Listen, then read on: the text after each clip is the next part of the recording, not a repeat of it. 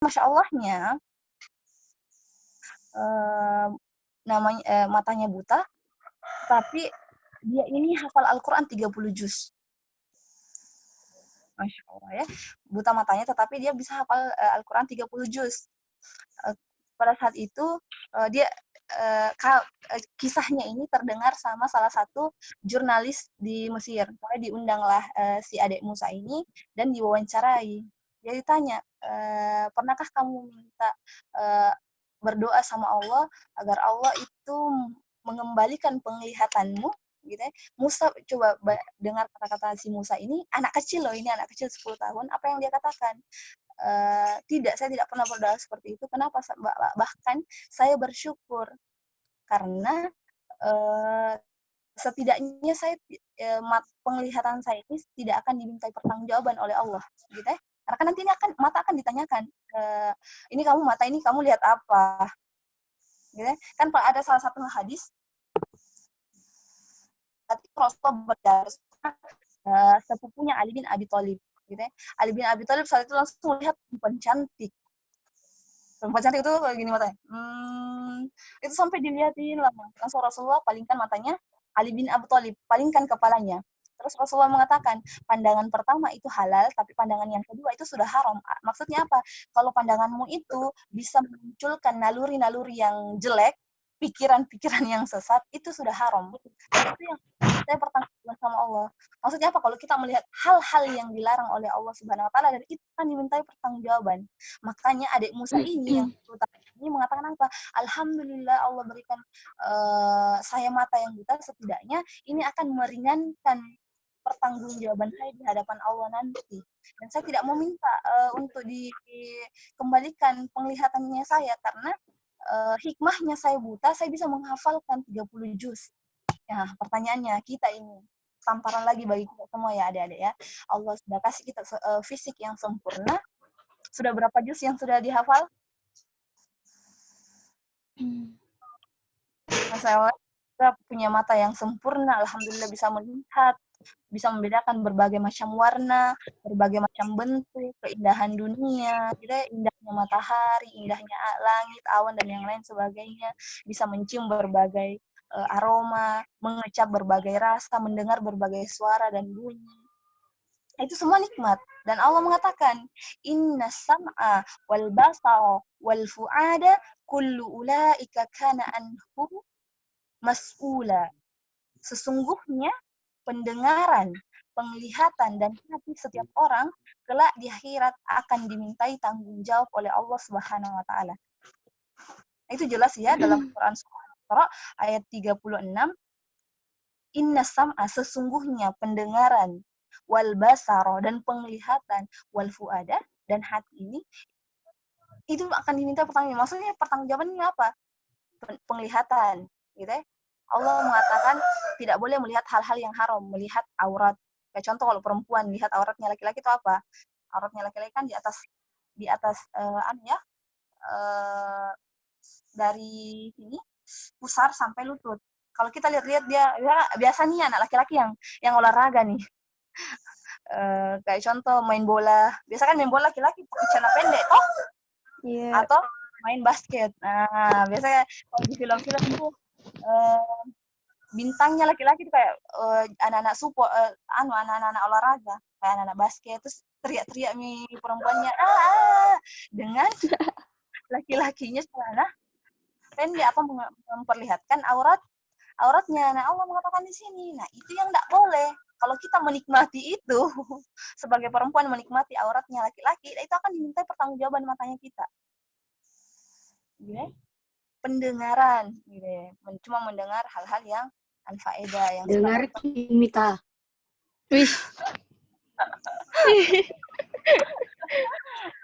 Jadi gosip itu ada sama dosanya, membicarakan dan mendengarkan itu sama semua dapat dosa. Nah, saya tuh kan tidak ikut-ikut ya, saya bicara, aku dengar di singkam majirahin. Singkam majir sama juga kan satu bentuk mendukung gosip ya, kita tidak bicara tapi tidak dengar. Iya tuh. Palsu ji tanunya do, palsu ji. Oh, kita dengar-dengar ji, kita dengar-dengar.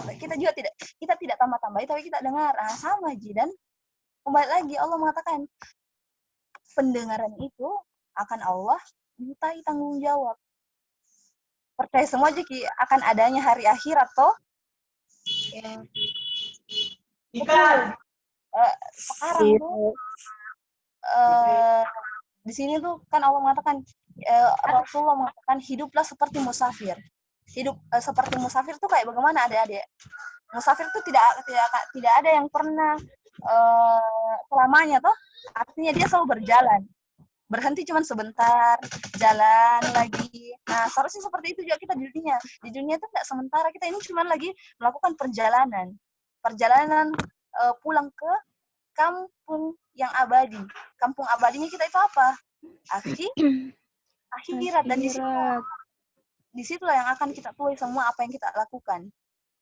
Bagaimana kita menghabiskan tadi masa muda umur harta bagaimana kita menyikapi nikmat-nikmat yang Allah berikan kepada kita.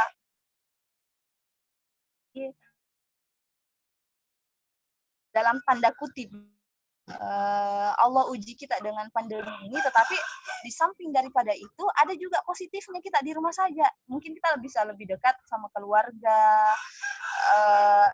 lebih bisa istirahat gitu ya. Kalau kemarin-kemarin sering mengeluh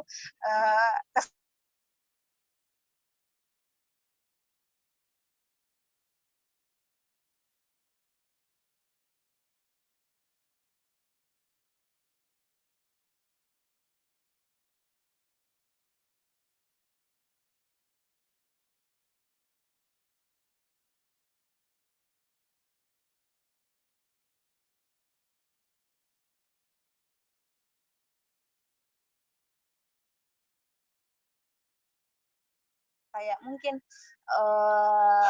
susah sih gitu ya dalam kehidupan, sebenarnya itu adalah ujian. Kayak contoh kenikmatan hidup, jangan mengatakan ujian itu kalau yang susah-susah, tidak. Bahkan banyak orang yang sulit berubah, banyak orang yang terlena karena diuji akan kenikmatan. Kayak contoh, biasanya kita itu tobat pergi kalau ada ujian kehidupan yang susah gitu ya. Kayak contoh mungkin sakit pergi baru kita sadar, oh iya di sakit itu ndak enak. Pas sehat itu enak karena bisa melakukan berbagai hal. Nah kan sakit pergi baru sadar ki kalau sehat itu enak toh. Tapi ketika Allah kasihkan kita kesehatan, kebanyakan kita lalai dan lupa.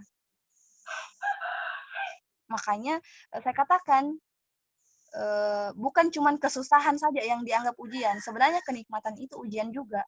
Dan bahkan lebih berbahaya kenikmatan hidup. Karena biasanya kenikmatan hidup ini banyak orang yang lupa. Gitu ya? Banyak orang yang lupa bahwa ini sebenarnya ujian. Dikasih harta, lupa nih.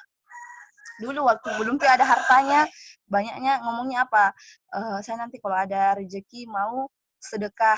Ya, pas Allah kasih, pas Allah uji, oh si Anis Hidayati, gitu. Saya Anis Hidayati. Contoh, gitu ya, pas Anis Hidayati bilang, oh ya Allah, kalau saya dapat rezeki, saya mau sedekah sekian-sekian. Gitu.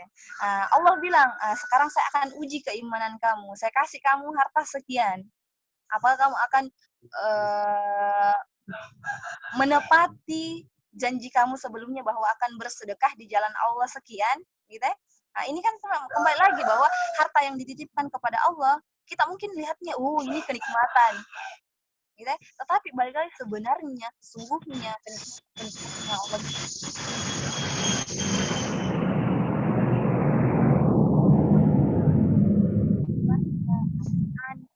saudara-saudaranya kita, gitu ya, ibu bapaknya kita, itu adalah ujian bagi kita. Maksudnya seperti apa? Ya ujian bagi kita, orang tua tak, apa kita mau taat sama orang tua tak, birrul walid, apakah apa sih lain, ya taat kepada orang tua, ataukah mau membantah Nah, ini kan lagi ujian ya, saudara-saudaranya kita. Apa kita mau menyayangi saudaranya kita, ataukah jahat sama saudara? Jahat tuh kayak gimana? Jahat itu adik-adik ketika kita melihat saudara-saudaranya kita melakukan hal keburukan, tetapi kita diam-diam. Contohnya, tidak sholat, keluarga tak, ya dia lihat-lihat aja. Padahal kita tahu bahwa sholat itu wajib. Nah, saudara tak ini tidak sholat, terus kita lihat-lihat aja.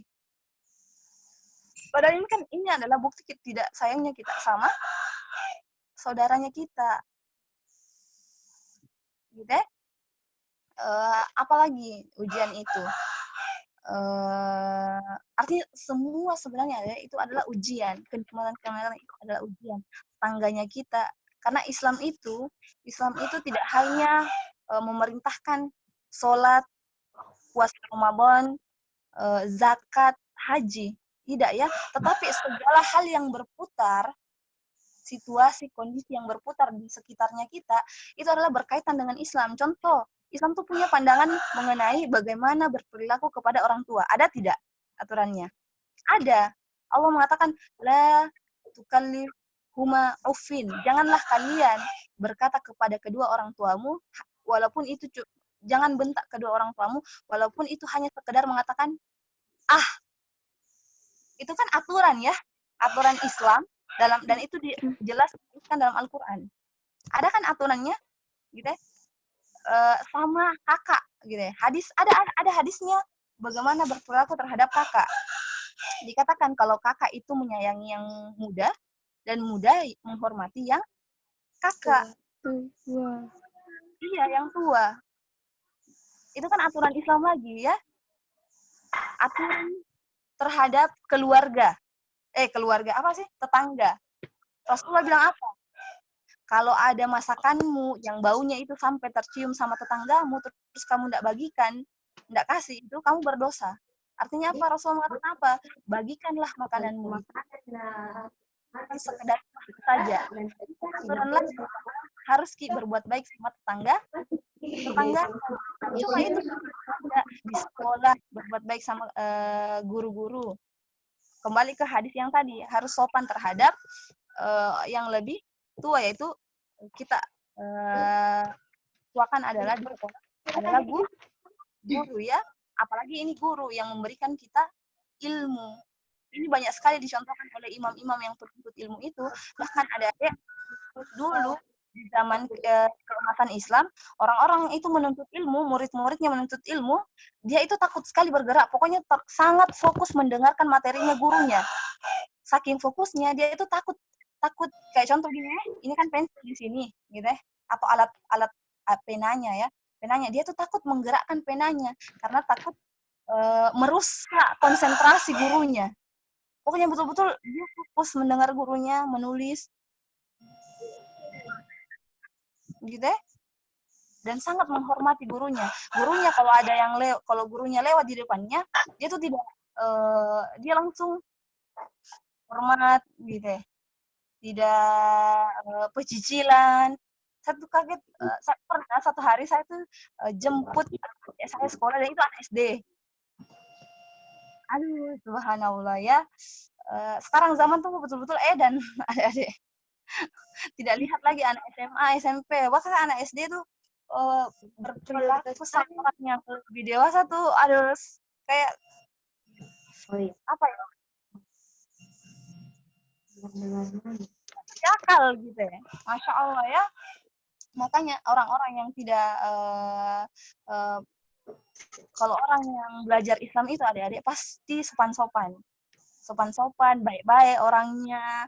Jadi kalau ada yang ajak jadi bagus ya sekolahnya, kalian bersyukurlah adik-adik, karena kalau tidak bisa ikut pengajian gitu ya, alhamdulillah sekolahnya adik-adik itu memberikan fasilitas adanya pesantren kilat ini, walaupun adik-adik ada di rumah. Karena akan akibat adanya pesantren kilat ini, adik-adik bisa mendengarkan berbagai ilmu-ilmu Islam dari banyak orang-orang. Nanti kan besok kan ada lagi ya. Alhamdulillah, harus disyukuri lagi adik-adik. Setidaknya kuotanya adik-adik itu habis di jalan-jalan yang berfaedah, gitu ya. Daripada Setidaknya nanti kita punya jawaban sama Allah. Ini kuota kamu habiskan di apa nih? Alhamdulillah ya Allah, saya habiskan ikut pesantren kilat, gitu ya. Itu kan positif ya. Daripada nanti kita jawab di hadapan Allah, saya habiskan aja ya Allah, saya habiskan download film Korea, dengar-dengar lagu-lagu Korea. Permasalahan terbesarnya anak muda sekarang itu Korean Wave ya. Siapa sini yang Korean Wave? Kebanyakan ya, kebanyakan anak-anak apa kok anak-anak perempuan nih.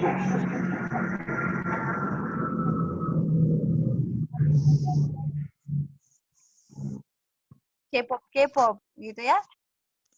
Jadi mending dihabiskan di sini karena kenapa hidup tuh jangan dianggap main-main adik-adik. Karena sekali lagi setiap waktunya kita ini itu tuh ada yang memantau. Ada CCTV. Dan CCTV itu berbahayanya dia tuh 1 kali 24 jam on. Kalau biasa CCTV di sekolah tak kan cuman mengawasi ketika di sekolah ya. Bedanya ini CCTV luar biasa, mau kita di sekolah, mau kita dimanapun. Bahkan salah satu hadis yang mengatakan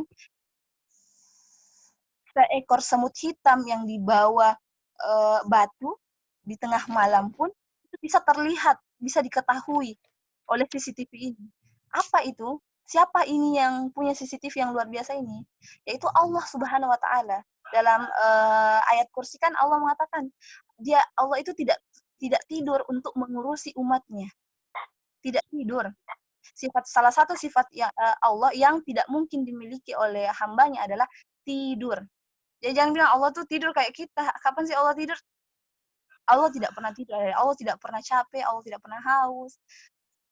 Dan tidak pernah lengah dalam mengawasi setiap gerak-gerik hambanya. Hambanya ya, bukan cuma satu orang. Tetapi semua manusia yang ada di dunia ini. Siapapun dia yang disebut manusia, maka itu pasti akan dalam pengawasannya Allah. Jadi sekali lagi saya katakan, hidup di dunia itu bukan main-main. Jadi sayang sekali kalau waktu mudanya kita itu kita habiskan dengan rebahan. Kita habiskan dengan apa ya? Kita habiskan dengan hal-hal yang bermanfaat. Kalau sekarang kan apa sih? Masa pandemi ya, di rumah aja. Ya banyak-banyak ikut kajian-kajian online. Alhamdulillah karena sekarang di rumah aja, tapi banyak juga dilakukan kajian-kajian online. Mending ikut itu, mending kita habiskan kuotanya di situ. Kenapa? Karena ini jawaban kita, gitu ya. Ini jawaban kita nanti ketika Allah tanya, nih kuota kamu habiskan apa? Waktu kamu habiskan apa? Dan yang lain sebagainya. Sehingga kita tidak takut ya ketika nanti berhadapan di akhirat dan berhadapan di hadapan Allah atau siapa yang sudah pernah ikut pengadilan dunia dalam tanda kutip kurang lebih seperti itu ya, nanti kita akan ditanya-tanyain dan bahkan ini lebih dalam tanda kutip horor, bahkan dikisahkan dalam salah satu hadis Rasulullah tuh bilang begini sama Aisyah, Sayyidah Aisyah, wahai Aisyah, nanti tuh di hari akhirat tidak ada manusia yang dibalut satu pakaian pun. Jadi kita nanti semuanya telanjang, adik-adik, telanjang di akhirat. Terus Aisyah kaget, Sayyidah Aisyah kaget, wahai Rasulullah, malu-malu kayak itu ya, masa mau telanjang gitu ya. Rasulullah mengatakan apa? Nanti pada hari akhirat itu tidak ada lagi rasa malu. Kenapa tidak ada rasa malu? Saking gemetarnya orang-orang. Saking takutnya orang-orang memikirkan dirinya sendiri. Ya Allah, apakah saya masuk neraka? Apakah timbangan perbuatan dosa saya lebih berat daripada timbangan perbuatan baik saya? Dan yang lain sebagainya. Gitu ya. Rasulullah bilang seperti itu. Tidak ada nanti orang perhatikan. Maksudnya nanti orang sibuk nih sama dirinya sendiri. Tidak ada bilang perhatikan, oh itu sana anu dulu, oh itu sana anu dulu. Tidak ada perhatikan. Bahkan keluarga pun kita tidak akan memikirkan keluarga tak. Kita akan pusing sama diri sendiri. Akan kita flashback semua perbuatan-perbuatan tak di dunia. Ya Allah, Jujurnya dulu apa semua minggu bikin ya. Apakah timbangan amalan baik saya lebih berat dari timbangan amal buruk saya dan yang lain sebagainya, kita akan pusing di situ. Bahkan nanti dikatakan saking adanya orang deg-degannya gitu ya, ada orang yang keringatnya itu sampai di hidungnya. Terus Aisyah mengatakan, bagaimana orang bernafas nanti? Nanti dia akan bernafas kayak gini. Jinjit.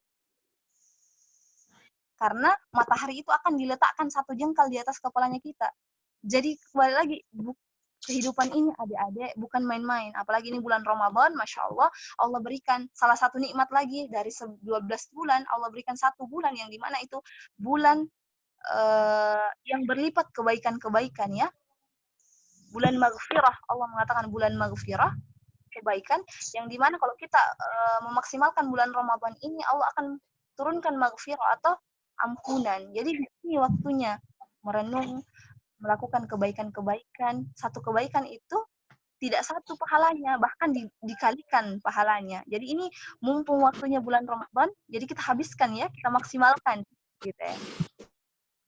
Mungkin selesai nih, Bu.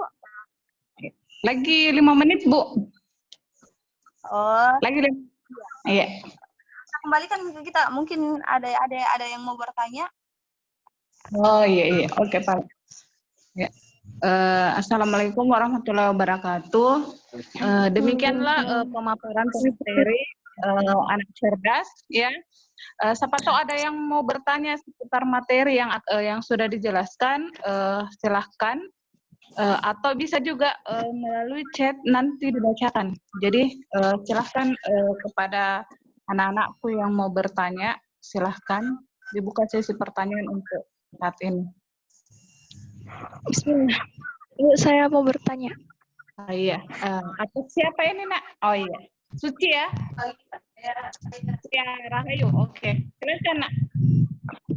Assalamualaikum warahmatullahi wabarakatuh. Waalaikumsalam warahmatullahi wabarakatuh. Kan tadi kita bahas tentang nikmatnya, tentang kenikmatan yang dikasih oleh Allah. Nah, mau Kak bertanya ini, kalau apa yang menyebabkan, kan ada juga sebagian orang yang dikasih nikmat tapi tidak pernah bersyukur sama sekali. Terus apa itu yang menyebabkan orang itu tidak merasakan syukur apapun yang atas nikmat yang diberikan? Kasih.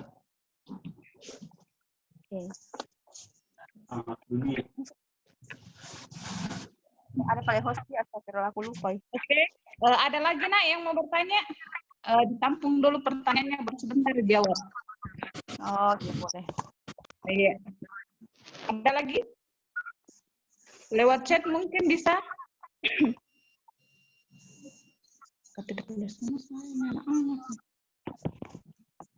Ada lagi?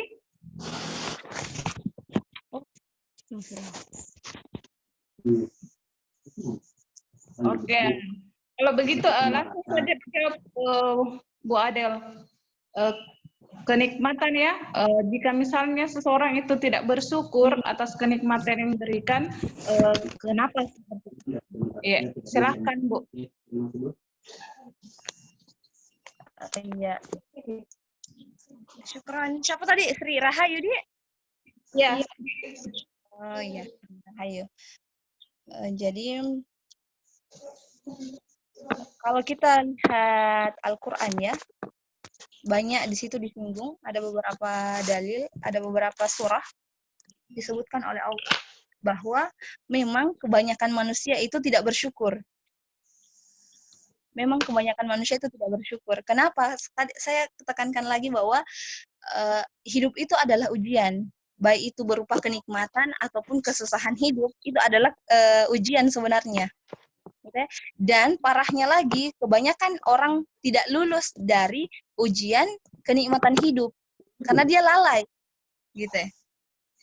Tidak bersyukur. Contoh, dikasih 5.000, mengeluh, masa 5.000, Ji? Selalu manusia itu kebanyakan selalu lihat ke atas ya. Kepalanya selalu dijelengkan ke atas. Dikasih 5.000, sudah punya motor, mau minta mobil, saya minta mobil, minta kapal, saya minta kapal, minta pesawat. Anda tidak bahkan Rasulullah mengabarkan bahwa manusia itu tidak akan berhenti mulutnya mengunyah, gitu ya. Artinya tidak berhenti minta mau sebelum mulutnya itu disumpal dengan tanah. Maksudnya apa? Manusia tidak akan berhenti minta, tidak berhenti kemauannya sampai manusia itu mati. Sifat dasar manusia itu seperti itu. Makanya dikatakan orang yang cerdas itu di kehidupan manusia yang cerdas itu manusia yang orientasi kehidupannya adalah akhirat. Artinya apa? Tidak menuju kesenangan-kesenangan hidup semata. Nah, bagaimana supaya orang itu bisa cerdas? Ya cari ilmunya dulu. Harus cari ilmu Islam, harus rajin ikut pengajian-pengajian adik-adik.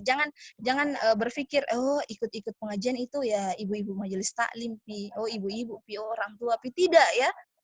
Sekali lagi bahwa yang ditanyakan nanti adalah masa mudamu, bukan masa tuamu. Masa mudamu apakah kebanyakan santuy-santuy atau ikut pengajian-pengajian. Kenapa? Karena dari mengikuti pengajian inilah kita akan mendapati berbagai ilmu. Salah satu ilmunya adalah mensyukuri segala nikmat yang Allah kasih. Contohnya, kisahnya tadi Musa. Musa mungkin dalam pandangannya kita, dia cacat matanya. Gitu ya. Dia tidak punya penglihatan, tetapi coba lihat Musa anak 10 tahun tapi sudah bisa menikmati, mensyukuri nikmat yang Allah kasih. Dia anggap butanya itu sebagai salah satu nikmat yang Allah kasih. Kenapa? Dia berpikirnya juga, setidaknya saya tidak bisa melihat. Ada orang tidak bisa melihat, bahkan tidak bisa mendengar. Fungsi fisiknya cuma apa? Tangan, kaki, hidung, dan mulut. Setidaknya itu yang harus kita syukuri. Makanya kan saya katakan tadi, kebanyakan orang ini tuh mendongaknya ke atas, melihatnya ke atas. Selalu iri sama orang yang lebih di atas. Ingat ya, kehidupannya di atasnya langit masih ada langit lagi. Artinya apa? Kalau kita sudah bilang, saya ini kaya, no, masih ada orang yang lebih kaya lagi kita. Tahu kisahnya Korun? Korun itu adik-adik punya harta luar biasa banyaknya. Bahkan hartanya itu dia punya brankas yang dimana kunci brankasnya itu, kuncinya saja itu adik-adik itu harus dibantu oleh beberapa orang mengangkat karena saking besarnya brankasnya itu. Kuncinya saja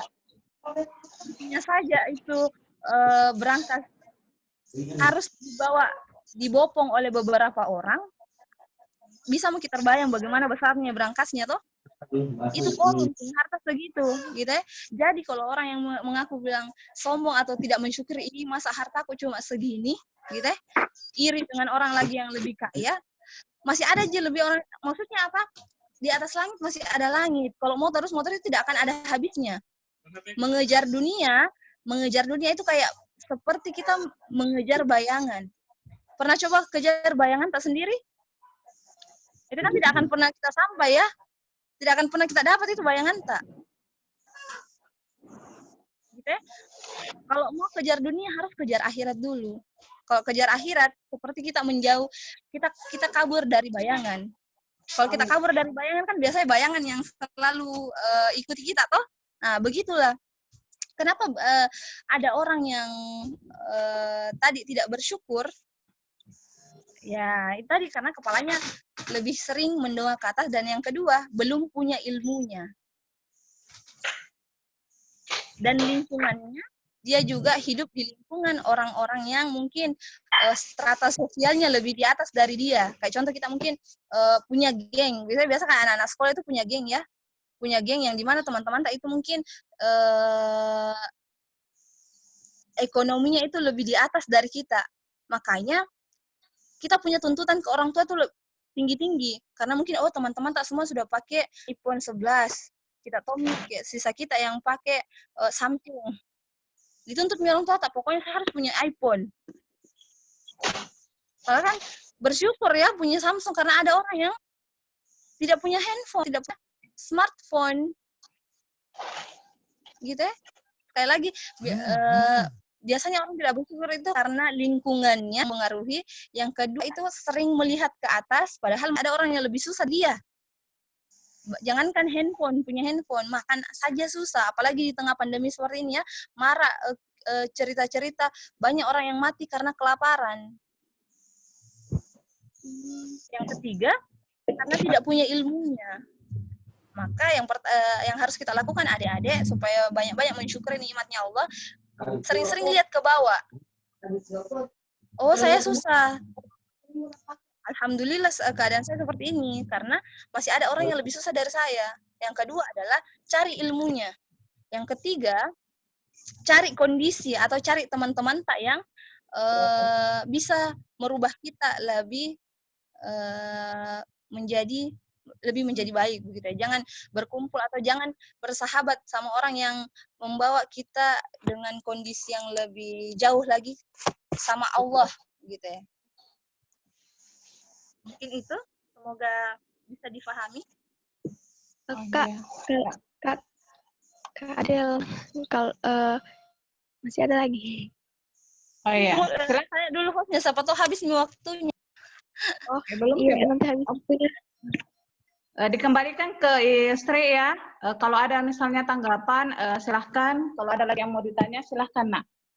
Ada ini, kan tadi kita, Kak Adel, sudah kita dibahas apa akibatnya orang yang tidak bersyukur. Nah, di sini mau lagi bertanya, ada jika seperti walinya filsafat. Bagaimana cara menyadarkan orang-orang yang lalai dalam nikmat yang telah diberikan? Cara menyadarkannya supaya dia bisa lebih bersyukur lagi. Masih. Oh iya, cara menyadarkan. Ya, silakan Bu Adel, bagaimana cara menyadarkan orang yang tidak bersyukur? Iya, silakan. Kalau masalah ini kan biasa ada orang yang sensitif ya. Biasa ada orang yang sensitif, maka perlu diketahui dulu. Karena dalam berdakwah itu bukan cuma sekedar menyampaikan, tetapi harus kita pahami karakteristik orang yang kita kita mau nasihati begitu ya. Jangan langsung mau tiba-tiba bilang, weh ini tuh tidak kufur nikmatnya ini. Itu kurang elok ya kan. Allah juga mengatakan dalam Quran surah An-Nida, ud'u ila sabili rabbika bil hikmah. Gitu ya. Dengan cara yang baik. Serulah mereka kepada jalan Tuhanmu atau dakwailah mereka kepada jalan Tuhanmu dengan cara yang hikmah. Wal mau'izatil hasanah, dan pembelajaran yang baik, hasan, gitu ya. Wajadilhum billati hiya ahsan, dan berbantah-bantahlah kalian, berdiskusilah kalian dengan cara yang ahsan pula, dengan cara yang baik pula. Artinya ada yang bisa kita garis lurusi di sini, kita ada benang merahnya bahwa dalam menyampaikan sesuatu itu harus dengan cara yang baik. Kalau kita mau lihat kembali sejarah bagaimana caranya Rasulullah berdakwah, adik-adik, sebelum Rasulullah berdakwah, Allah tuh sudah siapkan Rasulullah dengan sempurnanya akhlaknya Rasulullah. Rasulullah kan dikenalnya sebagai orang yang jujur, sopan, amanah, gitu ya. Sebelum Rasulullah dilantik menjadi Rasul, Rasulullah itu sudah terkenal di kalangan orang-orang Quraisy bahwa Rasulullah itu orang amanah, orang jujur, dan baik, gitu ya. Artinya apa? Kalau kita mau tegur orang dulu, gitu ya, seharusnya kita kan tidak melakukan hal demikian ya, karena kan aneh, begitu ya. Kayak contoh mungkin begini, kita suruh orang puasa tapi kita tidak puasa. Nyambung tidak? Kan tidak nyambung ya. Artinya kita harus di posisi itu dulu. Maksudnya kita pertanyaannya, sebelum kita tegur orang, tanya dulu diri kita, apakah kita sudah mensyukuri segala nikmatnya Allah? Ya, ini syukur nikmatnya ini. Padahal langsung bilang, kau ya kemarin kuliah Joko juga mengeluh begini. Nah itu kan jadi kayak kembalikan orang kepada kita toh. Pertama lihat dulu, bercermin dulu. Atau biasa orang cubit dulu dirimu baru cubit orang. Yang kedua, lihat kondisinya orang. Maksudnya apa? Kalau kita lihat Rasulullah tuh ada 2 orang yang bertanya kepada Rasulullah dengan pertanyaan yang sama. satu, si A bertanya, ya wahai Rasulullah, Allah tuh di mana? Rasulullah jawabnya apa?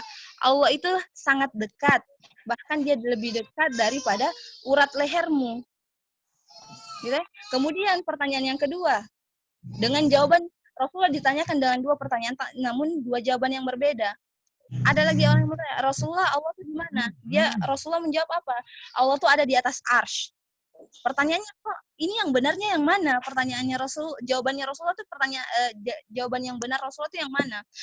Sebenarnya semua benar, tetapi kenapa jawaban Rasulullah berbeda?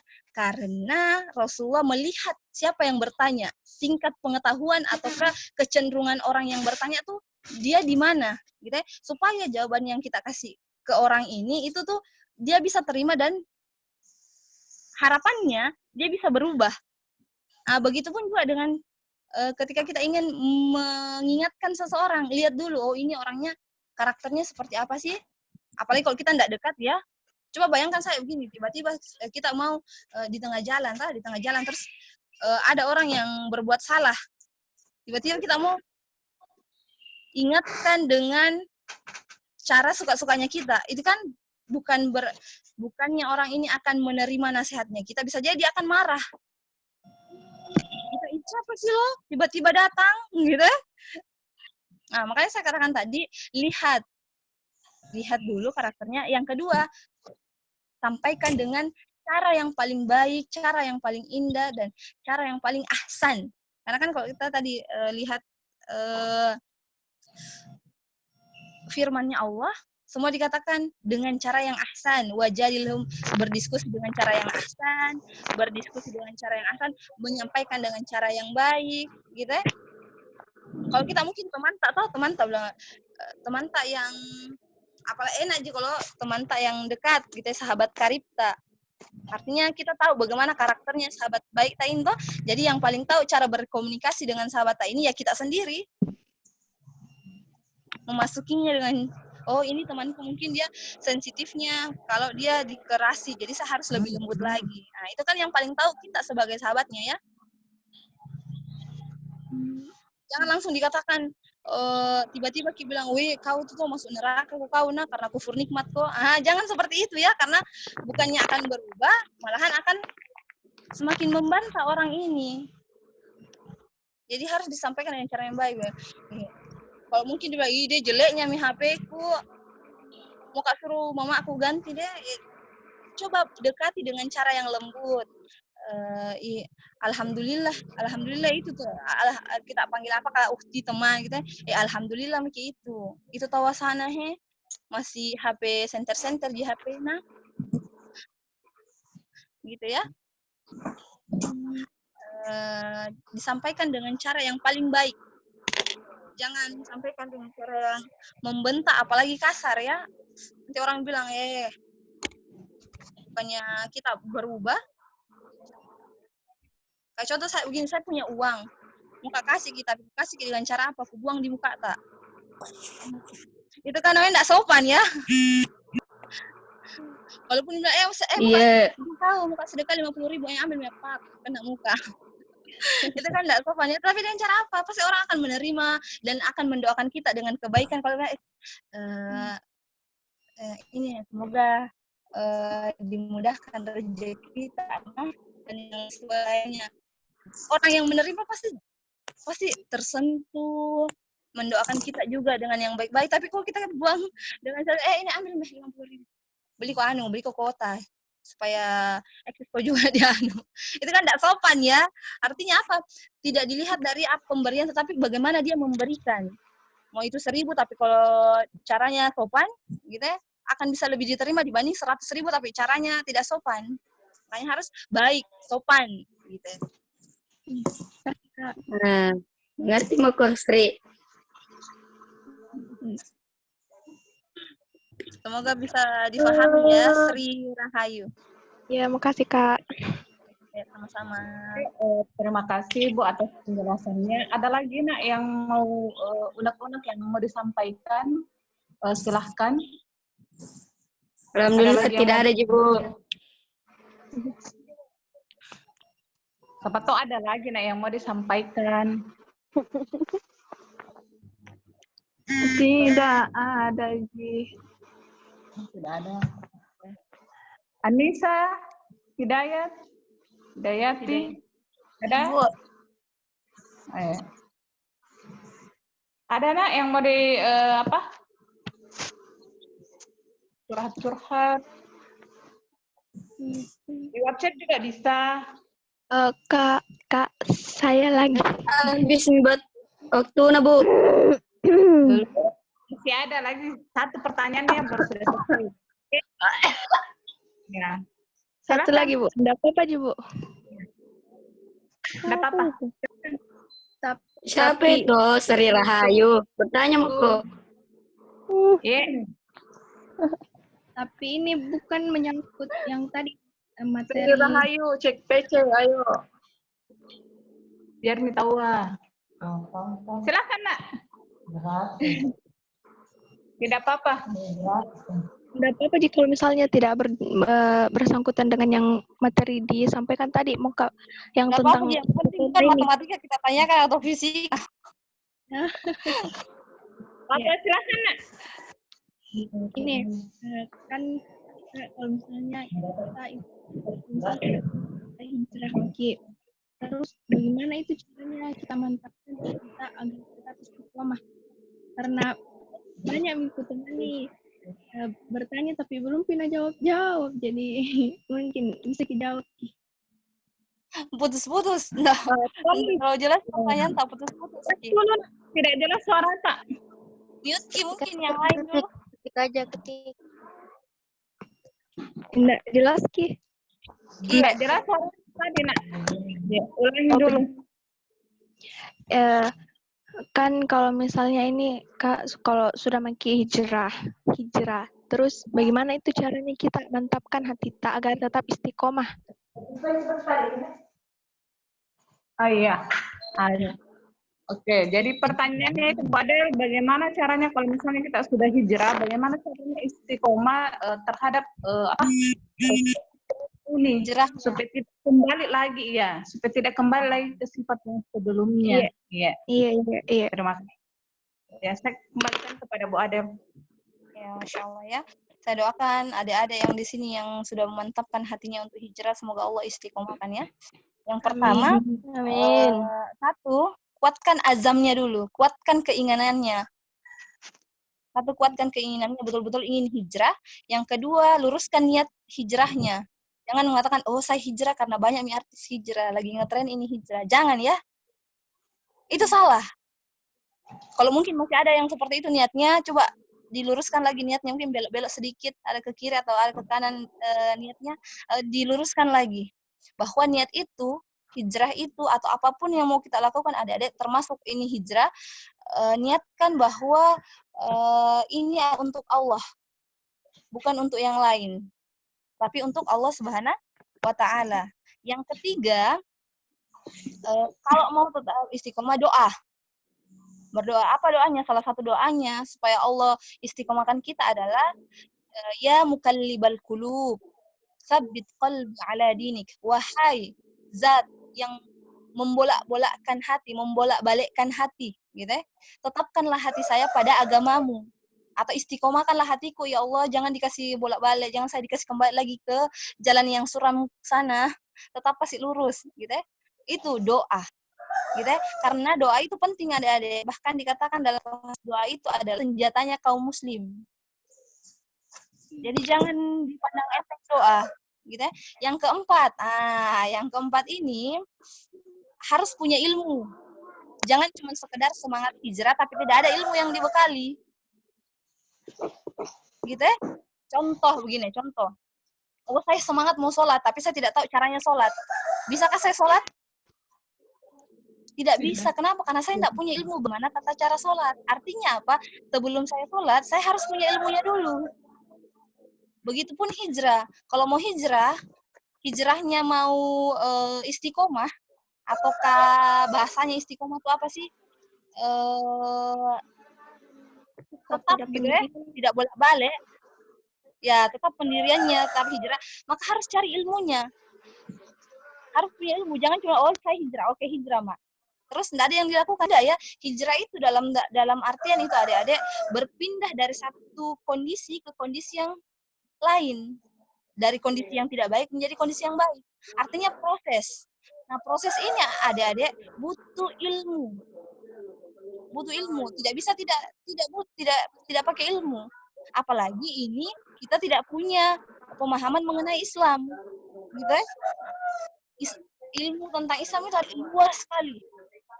Sedangkan kita tidak punya paham mengenai, maka harus cari ilmu, ikut majelis-majelis, ikut pengajian-pengajian, karena di pengajian-pengajian itulah kita dapat ilmu-ilmu Islam sehingga mengokohkan atau mengistiqomahkan langkah kita dalam berhijrah. Yang keempat tadi, gitu ya, masih diingat Ji apa tadi semua? Yang kelima, Midi? Ya, yang kelima. Kan tadi ini adalah niatkan secara kuat. Yang kedua, luruskan niatnya. Yang ketiga, doa. Yang keempat, cari ilmu. Yang kelima, lingkungan. Cari lingkungan yang baik. Gitu ya. Cari lingkungan yang sefrekuensi dengan kita. Jangan aja nyambung tidak sama orang yang mau hijrah, tapi bertemannya sama orang yang suka pergi di apa lagi ya, joget-joget. Apa sih? Bar gitu ya. Yang suka ikut pergi disko-disko begitu kan enggak nyambung ya. Bar kayak contoh mungkin bar. Diskotik ya. Diskotik, astagfirullah. Nyambung tidak remaja masjid dengan anak muda yang suka pergi diskotik? Kan enggak nyambung ya.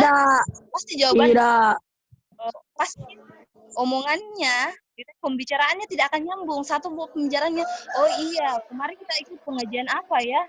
Sedangkan orang yang satunya ngobrolnya masalah apa? Kita pergi ke diskotik yang sananya, dia bagus di sana tahu DJ-nya. Wow, kan enggak nyambung ya? Pasti akan bilang, enggak gaulmu kau pergi jadi anak-anak masjid, pakai sarung, pakai kudung kayak ibu-ibu saja. Sedangkan artinya kita harus cari lingkungan yang bisa membawa kita ke tujuan awal tak, yaitu hijrah. Cari sahabat-sahabat hijrah tak. Jangan cari orang-orang yang akan mengajak kita jauh dari ke jalan hijrah, karena sesuai dengan apalagi penelitian. Sesuai dengan penelitian adik-adik, manusia itu cenderungnya ikut-ikutan.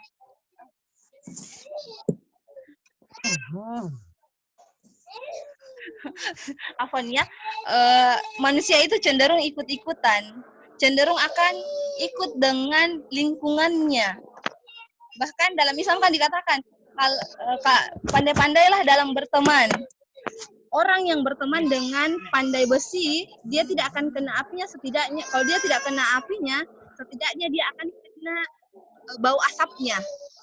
Orang yang berteman dengan parfum, kalaupun Anda tidak dikasih parfum, setidaknya Anda bisa mencium bau parfumnya. Ini menandakan apa? Itu menentukan corak agama Anda.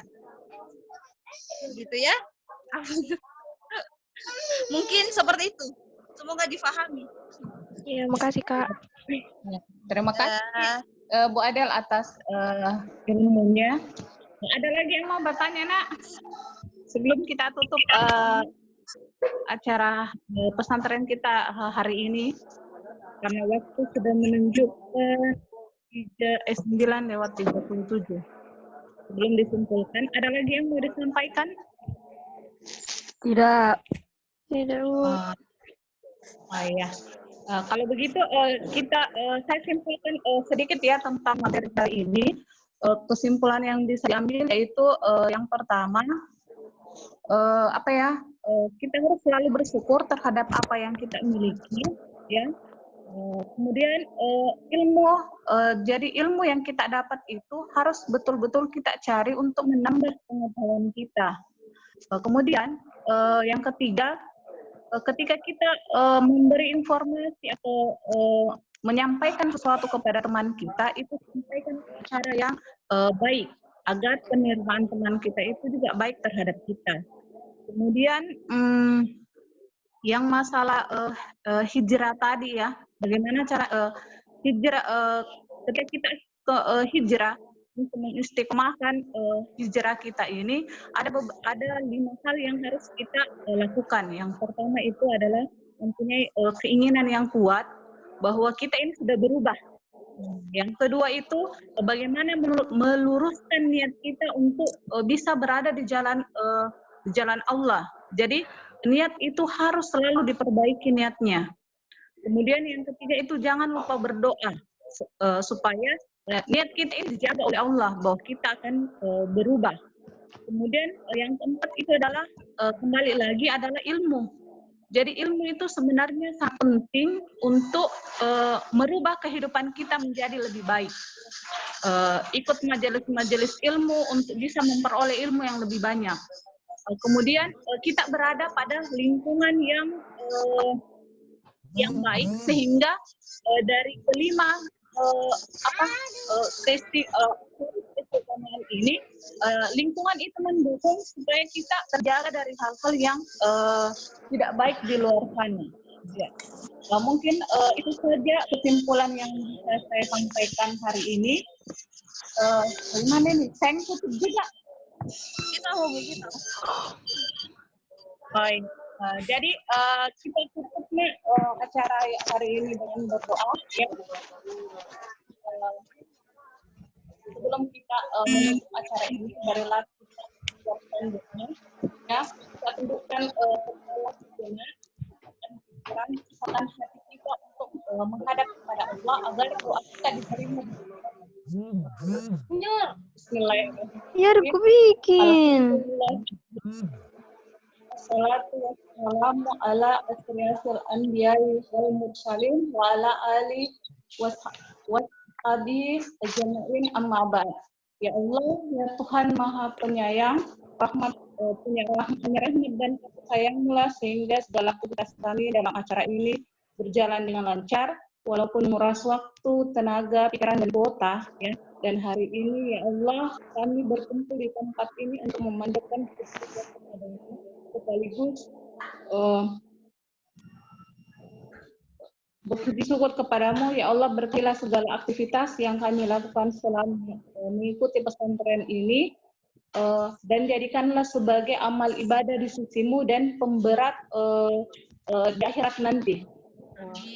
Untuk itu ya Allah, tetapkan rahmat dan kasih sayang-Mu kepada kami dan jadikanlah pertemuan ini sebagai pertemuan yang Engkau ridhoi. Amin. Amin. Terima kasih Badal atas materinya. Jadi kita tutup pesantren kilat untuk hari ini. Saya ucapkan banyak terima kasih atas partisipasinya. Makasih Bu Ade. Assalamualaikum warahmatullahi wabarakatuh. Waalaikumsalam warahmatullahi wabarakatuh.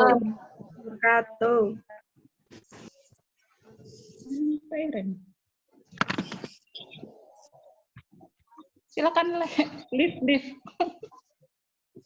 Dadah Ibu pintar. Iya, dadah. Baik-baik di rumah nak, hati-hati ya, jangan keluar. Banyak-banyak ya, Bu. Ya, Bu. Jadi ketemu sama pacar.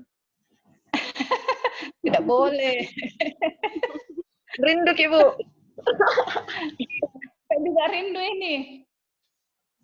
Lama tidak bersua ya, mudah-mudahan virus corona segera berakhir supaya kita bisa berkumpul kembali di sekolah. Amin.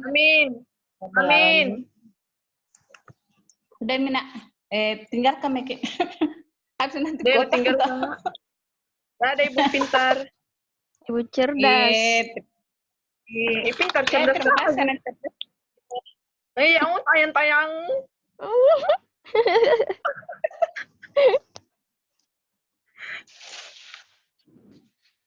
Sudah Mina, ya, bukan saja.